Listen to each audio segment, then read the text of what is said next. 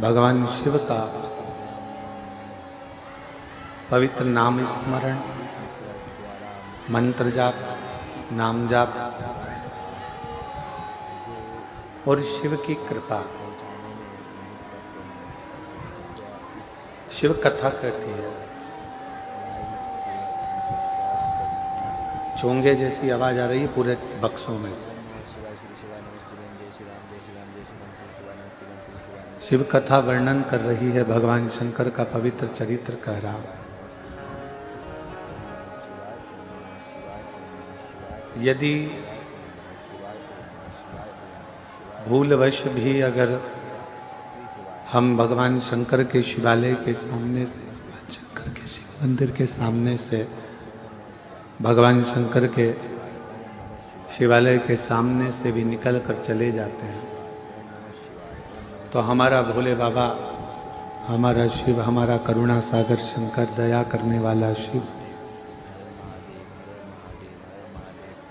एक ना एक दिन ऐसी करुणा करता है, ऐसी दया करता है,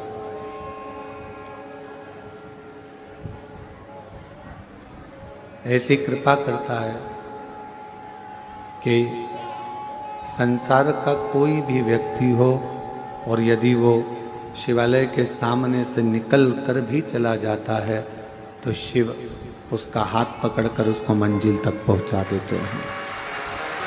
ऐसे भगवान देवाधिदेव महादेव, भगवान शिव, भगवान शंकर है।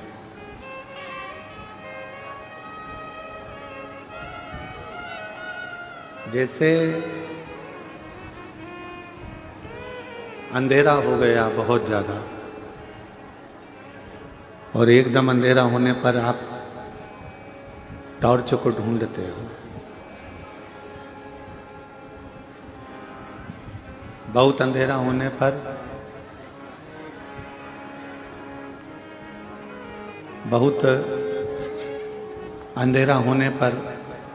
टॉर्च को ढूंढा जाता है,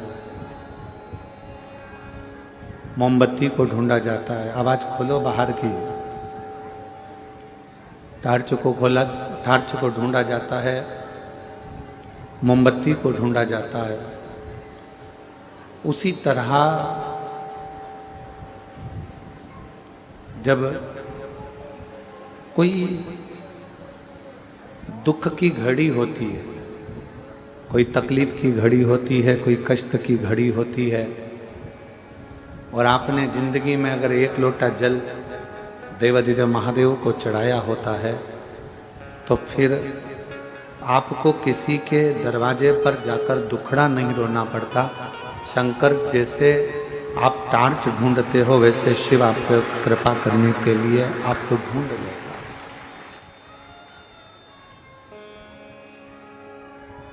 भगवान शंकर करुणा करने वाले, कृपालु, दयालु भगवान शिव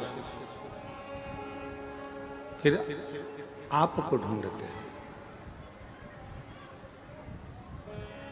और मैंने तेरे ही भरोसे बाबा, तेरे ही भरोसे हवा उड़ती जावांगी बाबा, ढोल हटो छड़ीला में कटी जावांगी।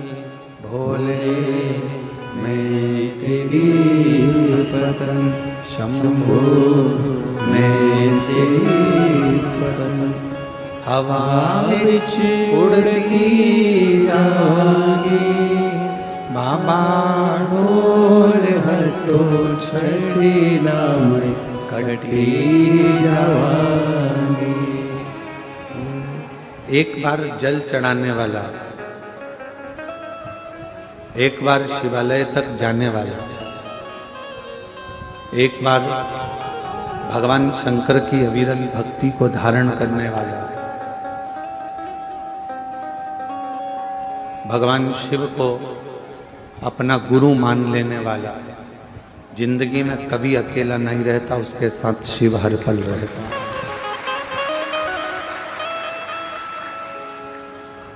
भगवान शंकर उसके साथ हर पल हर घड़ी हर क्षण रहते।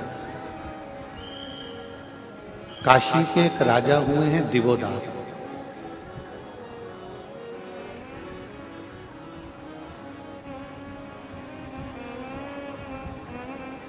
और वो दिवोदास काशी के एक ऐसे राजा हुए जिन्होंने अपनी अविरल भक्ति से देवताओं से वर प्राप्त कर लिया था।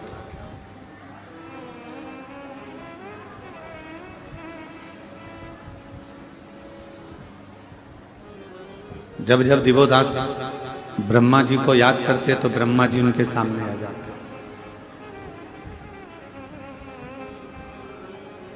जब जब भगवान इंद्र को याद करते, इंद्र उनके सामने आ जाते। और ये होता कब है? जब आपकी भक्ति विश्वास दृढ़ हो जाए,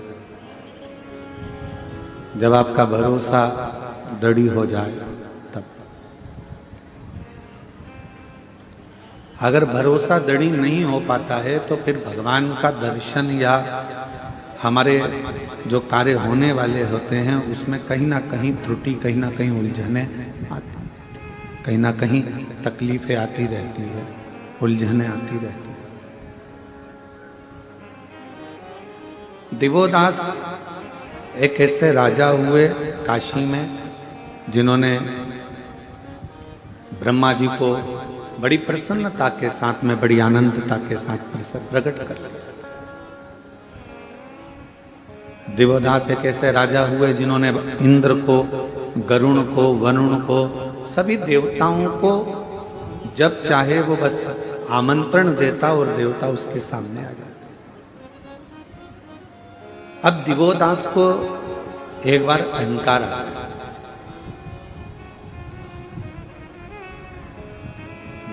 दिवोदास को ये अहंकार आया कि मैं ब्रह्मा जी को बुलाता हूं तो ब्रह्मा जी आ जाते हैं, मैं भगवान विष्णु को बुलाता हूं तो भगवान विष्णु आ जाते हैं, मैं इंद्र को बुलाता हूं तो इंद्र आ जाते हैं, मैं वरुण को बुलाता हूं तो वरुण आ जाते हैं।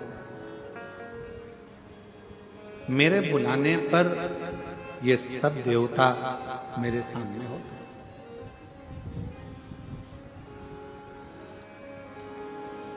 इन सबको मैं निमंत्रण दूं और ये आ जाए।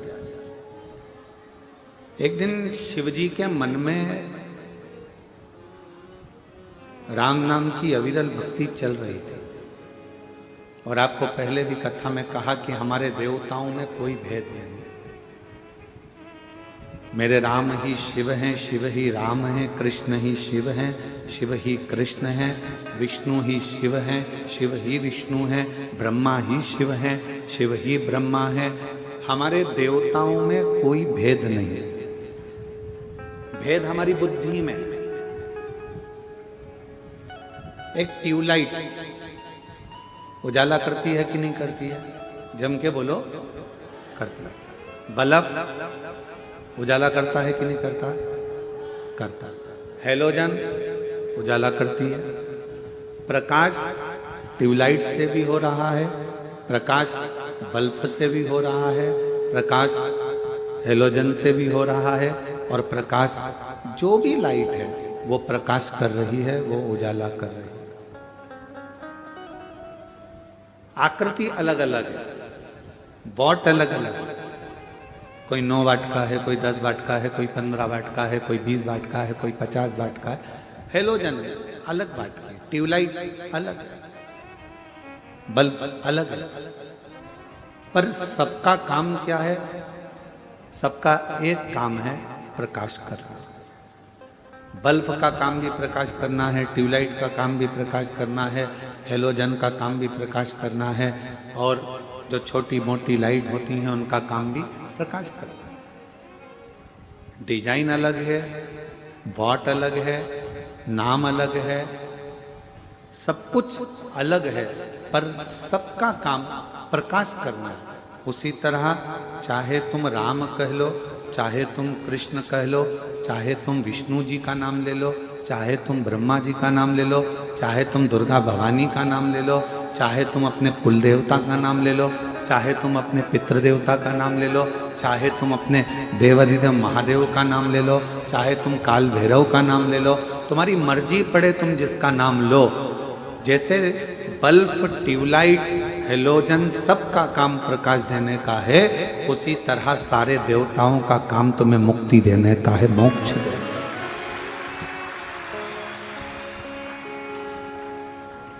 वो तुम्हें फल प्रदान करने का कार्य करते हैं। अब तुम, ये हमारी सोच है कि हम भेद उत्पन्न कर रहे हैं। हमने कह दिया कि राम बड़े, हमने कहा कृष्ण बड़े, हमने कहा शिव बड़े, हमने कहा विष्णु बड़े, हमने कहा दत्त बड़े, हमने कहा ये बड़े। ना ना, सब सामर्थ्यवान, सब सामर्थ्य। भारत की भूमि के जितने भी गुरुजन हैं, भारत की भूमि के जितने भी संत जन हैं, साधु हैं, सन्यासी हैं, तपस्वी हैं, साधक हैं, उपासक हैं, ब्राह्मण हैं, छोटा हो चाहे बड़ा हो, वो सब एक गुरु के पद पर है। इसलिए गुरु पूर्णिमा की यह कथा उन सब के चरणों को नमन करती है, प्रणाम करती है। वो सब गुरु के पद पर, सारे मठाधीश, पीठाधीश, महामंडलेश्वर, जगत गुरु, शंकराचार्य आदि जितने भी हैं, सबको ये व्यासपीठ नमन करती है। ये सब गुरु के पद पर, सबका अपना अपना एक प्रकाश है। बल्ब का अपना प्रकाश है तो ट्यूबलाइट का अपना प्रकाश है, तो हेलोजन का अपना प्रकाश है। उसी तरह भारत की भूमि पर जितने संत, महात्मा, पीठाधीश, मठाधीश जितने भी हैं, जगत गुरु आदि कादिक जितने भी विराजमान हैं, ये सब प्रकाश का काम करते हैं, सनातन को मजबूत करने का कार्य। अब कोई इनमें भेद करे कि ये श्रेष्ठ है, वो श्रेष्ठ नहीं है, ये अच्छा नहीं है, वो अच्छा नहीं है। हमने कई बार देखा है कि दुनिया के कई लोग उसमें भी भेद करते रहते हैं कि हमारा गुरु बड़ा तो उनका गुरु छोटा, उनका गुरु बड़ा तो उनका गुरु छोटा। ना, कभी भेद नहीं करते। तुझ में राम, मुझ में राम, सब में राम समाया है, जित देखो उत राम की ही माया है, जहां देखो वहीं राम। इसमें क्या भेद देखना, इसमें क्यों भेद देखना कि भाई ये बड़ा कि वो बड़ा कि वो छोटा? नहीं।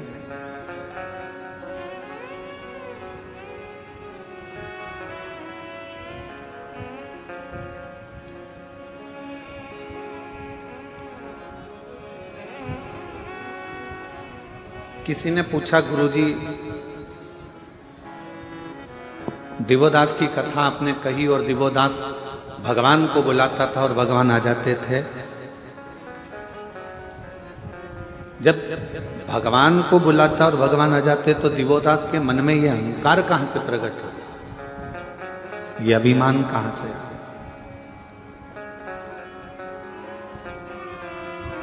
एक बात बहुत सावधानी से सुनिएगा, जो ज्यादा दान करता रहता है, खूब दान करता रहता है, उसको धीरे धीरे अहंकार आना चालू हो जाता है। जो ज्यादा भजन करता रहता है, उसके भी हृदय में, जैसे देव ऋषि नारद हैं, उनके अंदर अहंकार आ गया था कि मेरे बराबर कोई भगवान का नाम नहीं ले सकता। जो ज्यादा दुकान पर बैठा रहता है, उसको अहंकार आ जाता है कि दुकान में ही चला रहा। जो ज्यादा काम करता रहता है, उसको लगता है कि सारा कार्य मैं ही कर रहा हूं। और ये अभिमतता है। भगवान के करीब में रहने वाला व्यक्ति को यह सोचना चाहिए कि भगवान ने हमको इस लायक बनाया कि हम भगवान के करीब में हैं, गुरु के करीब में हैं, संत के करीब में हैं, साधु के करीब में हैं, तपस्वी के करीब में। संसार में कितने लोग हैं, गुरु चाहता तो किसी दूसरे को आज्ञा दे देता कि भैया ये कर देना, तो काम हो जाता। और क्या गुरु में वो बल नहीं होता कि वो काम कर ले? गुरु चाहे तो खुद मार्केट चले जाए, गुरु चाहे तो खुद बाजार चले जाए, गुरु चाहे तो खुद ये काम कर सकता है। वो अपने शिष्य पर आश्रित नहीं रहता। पर गुरु मध्य मध्य शिष्य की परीक्षा लेता रहता, कितना चावल पका है।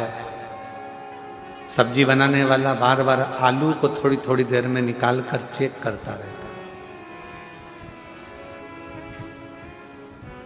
हमारे भीतरिया भंडारी जो भोजन बनाते हैं, वो भीतरिया भंडारी चावल भी अगर पकाते हैं, खिचड़ी पकाते हैं, तो बार बार चेक करते रहते हैं कि पका ना पका। एक गुरु भी ऐसा है और परमात्मा भी ऐसा है। परमात्मा के करीब में जो आता चले जाता है, जो मंदिर रोज रोज जाने लगता है, धीरे धीरे उसको अहंकार आने लगता है कि मेरे बराबर मंदिर कोई नहीं चला सकता, मैं हूं तो मंदिर चलेगा, वरना ये मंदिर नहीं चलेगा। ये अभिमतता कोई दूसरा नहीं देता, अहंकार कोई दूसरा नहीं देता, भगवान खुद देता, ईश्वर खुद देता। यही कारण है हम जो आप लोगों के बीच में कम आते हैं। कई लोग कहते हैं गुरुजी आया करो, सब भक्तों से मिला करो। उसका एक कारण है, आपके पास में रहते रहते आप लोग आवाज़ लगा कर कह दो, बाबा हमारा ये काम हो गया, बाबा हमारा ये काम हो गया, बाबा मेरे बेटे की नौकरी लग गई, बाबा मेरा रोग था समाप्त हो गया। तुम हमको कहो और कल से भीतर अभिमतता आ जाए तो हमारा करा धरा सारा भजन बेकार हो जाए। इसलिए हम तुम्हारे बीच में नहीं आते। तुम अपना कर्म करो, एक लोटा जल चढ़ाओ, भजन करो। कुबरेश्वर धाम तुम्हारे पिता का घर है, अपने बाप के घर आए हो तो बाप से बात करो। भाई से तो कभी भी बात होती रहेगी, बाप से करना जरूरी, पिता से करना जरूरी, उसके आश्रित।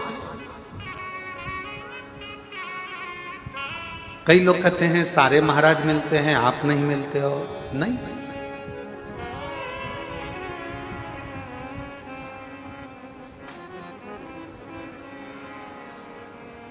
दिवोदास के अंदर ये अहम उत्पन्न हो गया कि मैंने ब्रह्मा जी को बुलाया, मैंने इंद्र को बुलाया, मैं सबको बुला सकता हूं। ये अभिमतता है दिवोदास की।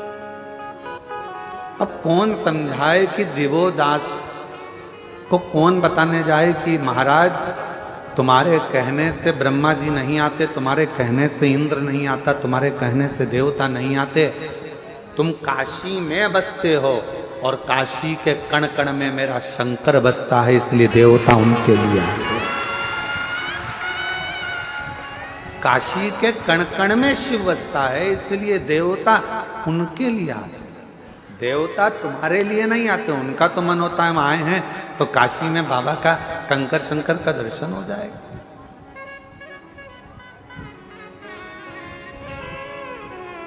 कई लोगों के मन में एक भाव उत्पन्न हो जाता है, वो तो हमारे कारण हमारे रिश्तेदार आए हैं तो उन्होंने सोचा कि चलो कुबरेश्वर धाम दिखा दें इनको।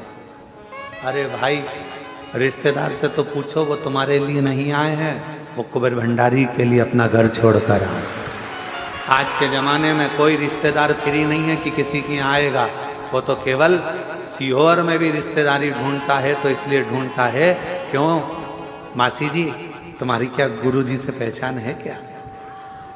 क्यों मामा जी, क्या वो सीहोर वाले महाराज जी से तुम्हारी पहचान है क्या? आज रिश्तेदार भी किसी के आना पसंद नहीं करता, क्योंकि किसी के पास समय नहीं। और अगर आपके रिश्तेदार आ रहे हैं तो ये सोच कर आते हैं कि सीहोर जाएंगे तो अच्छा है, हमारे कुबेर भंडारी की पूजन हो जाएगी, जल चढ़ जाएगा, बाबा का दर्शन हो। उस संबंध को निभाने के लिए,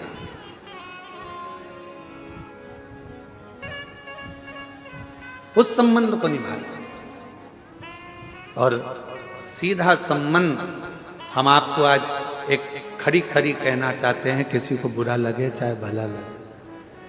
कई लोग कहते हैं गुरुजी कथा करने का इतना लाख लगेगा, उतना लाख लगेगा। हमारा निवेदन है, तुम्हारे कॉलोनी के लोग, तुम्हारे गांव के लोग कुछ भी बोले, एक बार सीहोर तो आओ, अगर कथा लेना है तो पहले सीहोर आओ, बाबा के भक्तों से बात करो, आश्रम में बात करो, तब कथा लीजिए। किसी के कहने से कथा लेना उत्तमता नहीं। यहाँ रहते हैं, समीर जी रहते हैं, आशीष जी रहते हैं, आकाश जी रहते हैं, आपको बिठाएंगे, समझाएंगे कथा का क्या नियम है, क्या क्रम है।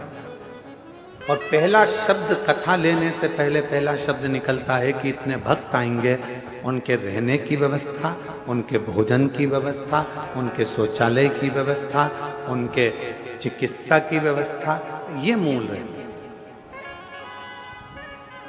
और कोई कहे हम छत्तीसगढ़ रहते हैं, हमने उनसे पूछा था, वो बता रहे थे इतना लगेगा। हम महाराष्ट्र रहते हैं, उनने बताया इतना लगेगा। हम राजस्थान रहते हैं, इतना लगेगा। ना ना, यहाँ तो दिल लगेगा, और वो लगाना हो तो बाबा के दिल, शिव को अपना समर्पण करो।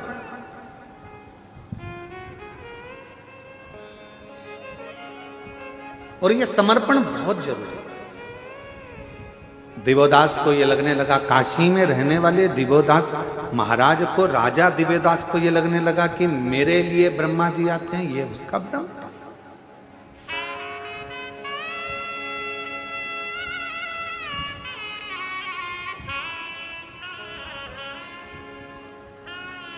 कुबेरेश्वर धाम के इस पवित्र प्रांगण में रहने वाले किसी व्यक्ति को अहंकार आ जाए कि मेरे चक्कर में इतने लोग आ रहे हैं, तो ये उसका अहंकार है।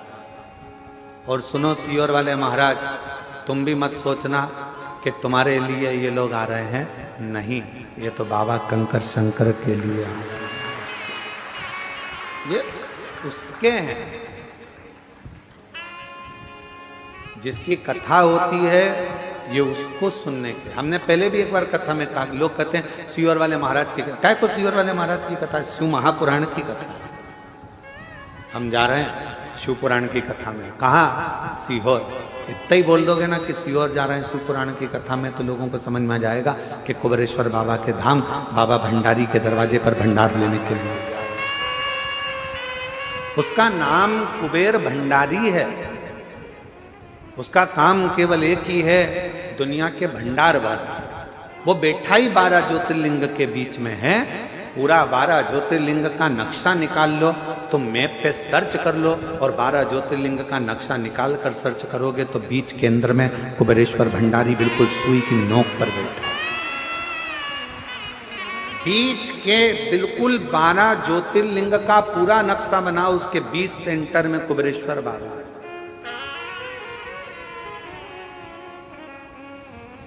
क्यों बैठा हुआ? उसको मालूम है अगर कोई 12 ज्योतिर्लिंग अपने जीते जी ना कर पावे तो एक बार कुबेरेश्वर धाम चले जाएगा तो 12 ज्योतिर्लिंग का फल उसको मालूम है। कोई होता है नहीं जा पाया, कहीं केदार नहीं जा पाया, मल्लिकार्जुन नहीं जा पाया, नागेश्वर नहीं जा पाया, भीमा शंकर नहीं जा पाया, तो बाबा के धाम आ गए। उसका नाम ले, उसका उच्चारण।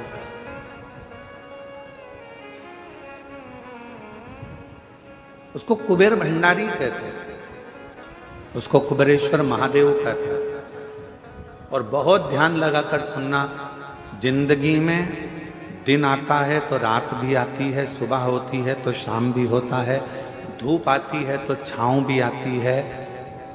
ये जीवन का एक नियम है। बहुत अच्छा व्यापार चल रहा है, कभी कभी डाउन भी हो जाता है, कभी बहुत अच्छा भी चल जाता है। डाउन हो, टेंशन मत लेना। थोड़ा तकलीफ का समय आए, चिंता न करना, बाबा पर छोड़ देना।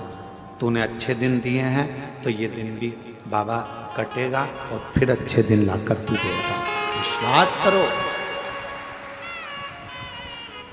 भरोसा करो।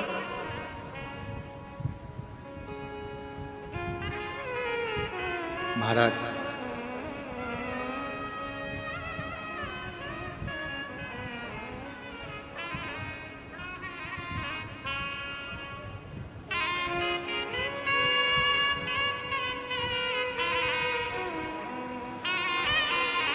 जब हम उस शिव को हृदय से, मेरे ओघड़दानी को मन से पुकारते हैं तो शिव हमारे सम्मुख होता है। भीतर के अहंकार का त्याग करो। दिवोदास को कई लोग कहते हैं कि मेरा घर ये चला रहे हैं या वो चला रहे हैं, ये व्यर्थ की बात।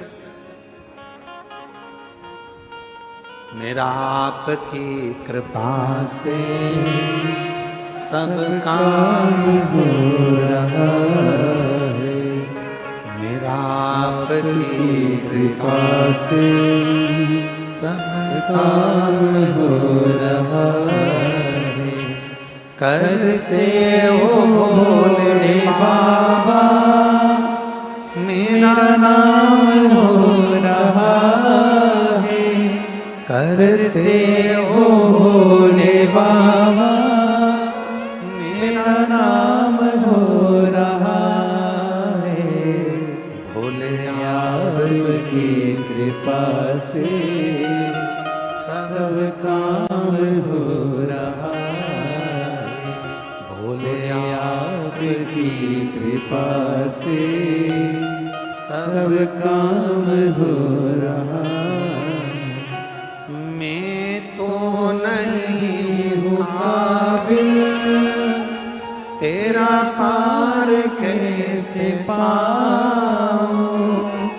मैं तो नहीं हूँ काबिल, तेरा पार कैसे पाऊं। टूटी हुई वाणी से गुणगान कैसे गाऊं। टूटी हुई वाणी से गुणगान कैसे गाऊं। करता नहीं मैं कुछ भी, सरेआम हो रहा है। करता नहीं मैं कुछ भी, सरेआम हो रहा है। भोले आपकी कृपा से सब काम हो रहा है।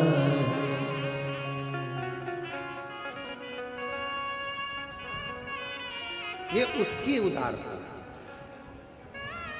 आपका और हमारा नहीं। अब दिवोदास के अंदर ये अहंकार आ गया था, तो शिवजी तो राम नाम के अलमस्ती में, हृदय में राम को बिठाकर अलमस्ती में बैठे। और जिसके दिल में, जिसके हृदय में भगवान का नाम होता है ना, वो अलमस्ती में ही रहता। एक बार हृदय में शिव आ गया, भगवान का नाम आ गया, चाहे राम नाम आया हो, चाहे कृष्ण नाम आया हो, चाहे शिव नाम आया हो, वो मस्ती में ही रहता। आग लगे बस्ती में, अपन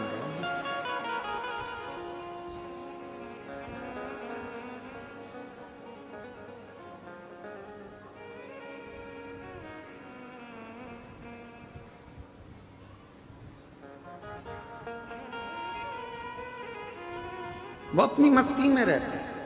उसको कोई मतलब नहीं है कि कौन क्या कर रहा है, क्या बोलेगा, क्या ना बोलेगा। वो तो अपनी मस्ती में जीता। और यही शिव तत्व है। इसी को शंकर जी का एक अलौकिक तत्व स्कंद पुराण का काशी खंड का 53वां अध्याय आप कभी पढ़ेंगे तो उसमें वर्णन आता है देवोदास के चरित्र का। स्कंद पुराण का 53वां अध्याय काशी खंड का जब आप पढ़ेंगे तो उसमें दिवोदास का चरित्र है। और दिवोदास के चरित्र को जब आप पढ़ेंगे, अध्ययन करेंगे, तो उसमें आपको मिलेगा बहुत सारा विस्तार से दिया है कि मेरे शंकर भगवान अपनी राम नाम मस्ती में, भगवान की मस्ती में अलमस्त होकर बैठे हुए थे। दिवोदास के अंदर ये अहंकार आ गया और एक दिन दिवोदास ने ब्रह्मा जी से एक वर और मांगी।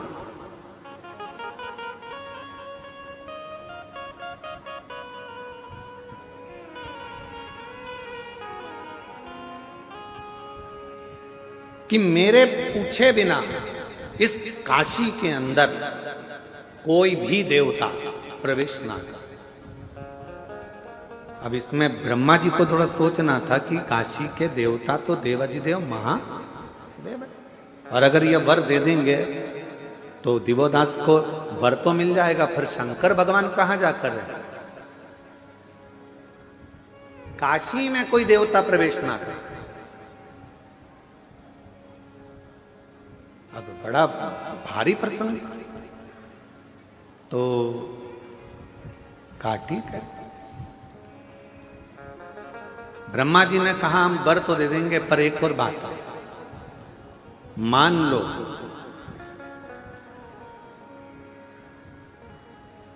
काशी में अगर जरा सा भी उपद्रव हुआ और काशी में अगर कोई भक्तों को तकलीफ हुई तो फिर उसी समय पर तुम भी नष्ट हो जाओगे और तुम भी बर्बाद हो जाओगे और तुम्हें काशी छोड़ना पड़ सकता। अगर काशी में उपद्रव हुआ, काशी में अगर कोई तकलीफ आई तो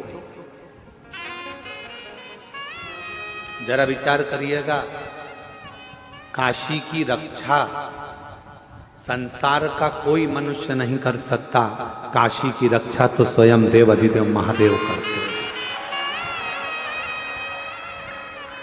काशी की रक्षा कोई सोचे कि उज्जैनी की रक्षा हम करें, कोई कहे भीमा शंकर के इस प्रदेश की रक्षा हम करें, कोई कहे उस देश की रक्षा हम करें, कोई कहे इस जिले की रक्षा, ना ना। काशी में अगर विश्वनाथ जी विराजमान हैं तो विश्वनाथ खुद काशी की रक्षा करते हैं, स्वयं काशी के भक्तों में और काशी में रहने वालों को भंडार भरने का काम मेरा विश्वनाथ खुद करता है। उज्जैनी की रक्षा स्वयं मेरे काल अधिपति महाकाल राजा करते हैं, उज्जैनी का भंडार महाकाल भरते हैं। सोमनाथ में सोमेश्वर भंडार भरते हैं, केदारनाथ में केदारेश्वर भंडार भरते हैं, कोई दूसरा नहीं करता। किसकी सामर्थ्यता होगी करेगा।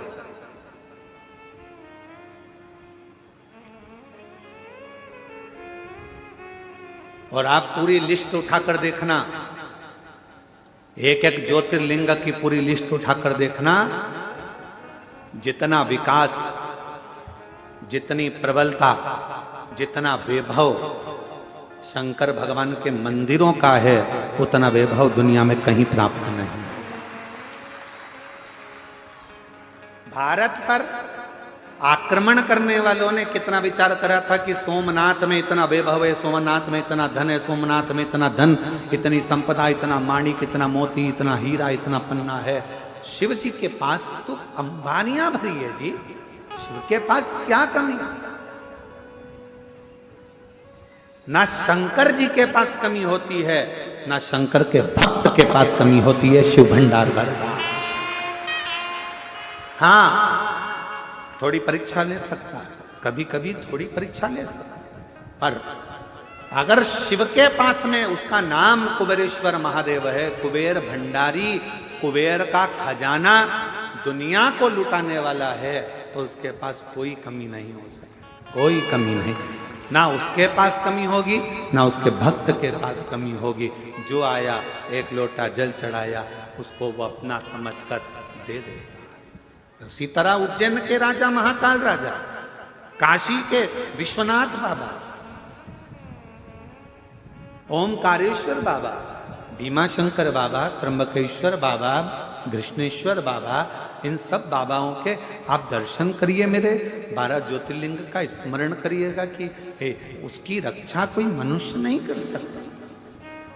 मानव के बस की बात ही नहीं है शिवालय को संभालना।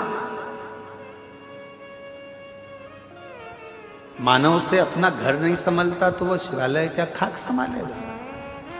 संभालता तो वो देवाधिदेव महादेव है जो संभाल रहा है, संभाल रहा। आए गए,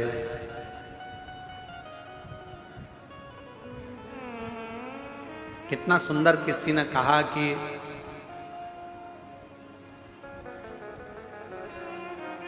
एक चेला आया एक गुरुजी के पास, तो गुरुजी से कहा मैं गुरु मंत्र लेना है। तो गुरुजी ने कहा मेरे को गुरु बनाओगे? हाँ। तो कहा मुझे गुरु बनाने से अच्छा है पहले तुम 3 लोगों को गुरु बनाओ, 3 को गुरु बनाओ। पहले नंबर पर उसने कहा किसको बनाऊं? तो कहा चोर को। दूसरे नंबर पर कहा किसको बनाऊं? तो क्या कुत्ता को। और तीसरे नंबर पर कहा कि किसको गुरु बनाऊं? तो क्या एक छोटे से बच्चे को। गुरु ने अपने चेले से कहा कि मुझे गुरु बनाने से पहले तू इन 3 को गुरु बना। तो उसने कहा गुरुजी पागल मागल हो गए हो क्या? छोटे को गुरु बनाऊंगा? चोर को? कुत्ता को गुरु बनाऊंगा? और बच्चा कुचा था तो छोटा सा बच्चा जो पैदा हुआ है उसको गुरु बनाऊंगा? हाँ, तो इनको गुरु बना फिर मेरे पास आना। गुरु पूर्णिमा का दिन निकल गया, चेला चले गया। अब 3 गुरु को उसने ढूंढा, चोर को ढूंढा और चोर को गुरु बनाना प्रारंभ किया। चोर को गुरु बनाया, फिर गया तो कुत्ते को गुरु बनाया, फिर छोटे से बच्चे को गुरु बनाया। फिर गुरु पूर्णिमा आ गई। गुरुजी के पास जाकर कहा मैंने 3 को गुरु बना लिया। गुरुजी ने पूछा तूने कुछ गुरु से सीखा? हाँ गुरुजी सीखा, चोर से सीखा।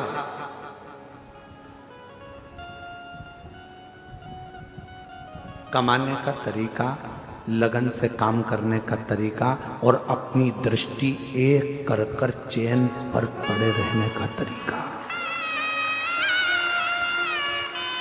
चोर से मैंने सीखा कि दुनिया की दृष्टि इधर उधर होगी, पर चोटे की दृष्टि तो तुम्हारे गले की चैन पर। तू कितनी बार पल्लू ली, पल्लू कब हटेगा, कैसे पार करना है, लक्ष्य चोटे से अच्छा नहीं कोई बता सकता कि लक्ष्य कैसा होगा। तुम्हारा ध्यान हटा और चैन कटा, तुम्हारा ध्यान हटा और मंगलसूत्र कटा, तुम्हारा ध्यान हटा और जेब कटा, मोबाइल कटा। चोर लक्ष्य बता देता है कि ध्यान अगर परमात्मा में लगाना है तो उतनी देर, अगर तुम काम में लगे हो, किसी कर्म में लगे हो, तो परमात्मा में ध्यान बिल्कुल चोर की तरह लगाना।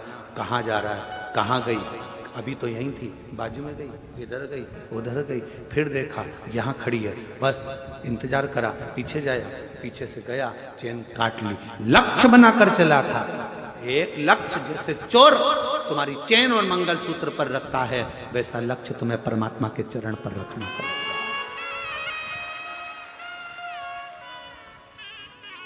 दूसरे नंबर पर कुत्ता को गुरु बनाया। तो गुरुजी ने पूछा कुत्ता से क्या सीखा? तो क्या कुत्ते से सीखा कि मनुष्य से ज्यादा वफादार कुत्ता होता है। कुत्ते की वफादारी है, जो खिलाता है उस पर कभी नहीं भोंकता है, जो खिलाता है उस पर कभी नहीं भोंकता है। ये कुत्ते की वफादारी है। तो गुरुजी ने पूछा तेरा कहने का सार क्या है? तो कहा कलिकाल में माँ बाप बेटे को खिलाते हैं तो भी बेटा भोंकता है। कलिकाल में बच्चे को परवरिश माँ बाप करते हैं, भाई भाई को, नाते रिश्ते कुटुंब कबीले, किसी को जरूरत पड़ी देना भैया 50,000 दे दिए, वो अपना काम निकाल लिया, बाद में वही भोंकने को आ गया। कुत्ते से अच्छी वफादारी दुनिया कोई नहीं निभा सकती। तीसरा गुरु बच्चा। तो कहा बच्चे से गुरुजी मैंने सीखा मासूमियत, बच्चे से मैंने सीखा भोलापन, और बच्चे से मैंने सीखा किसी ने डांट भी दिया उसके बाद वापिस उसी की गोद में जाकर बैठ गया, सोचा नहीं विचारा नहीं और बच्चे से मैंने मासूमियत सीखी, बच्चे से मैंने भोलापन सीखा और बच्चे से मैंने भूलना सीखा। गुरुजी ने कहा अब इस गुरु पूर्णिमा पे मैं तुझे गुरु मंत्र दे दूंगा, अब इस गुरु पूर्णिमा पे मैं तुझे गुरु मंत्र दे दूंगा, क्योंकि तूने गुरुओं से सीख लिया, अब तुझे ज्यादा सिखाने की जरूरत नहीं पड़ेगी। संसार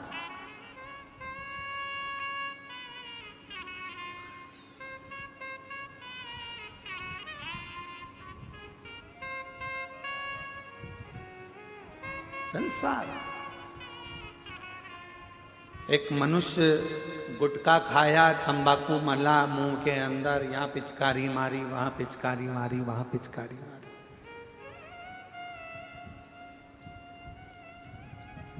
बोलो सही है कि गलत है? अरे जम के तो बोलो। एक मनुष्य गुटखा खाकर यहां थूक दिया, वहां थूक दिया, वहां थूक दिया। मनुष्य से तो समझदार कुत्ता होता है, जो बाथरूम भी करता है तो जमीन पर नहीं करता, दीवार पर करता है।